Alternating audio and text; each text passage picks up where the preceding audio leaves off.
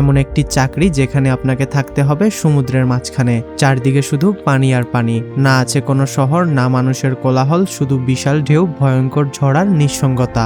অবাক করা বিষয় হলো এই কাজের জন্য অনেক জায়গায় বেশ ভালো বেতন দেওয়া হলেও অনেক মানুষ এই চাকরি করতে চায় না। কাজটি হলো লাইট হাউস পাহারা দেওয়া। অনেকেই ভাবেন শুধু একটা আলো জ্বালিয়ে রাখলেই তো কাজ শেষ, কিন্তু বাস্তবতা সম্পূর্ণ ভিন্ন।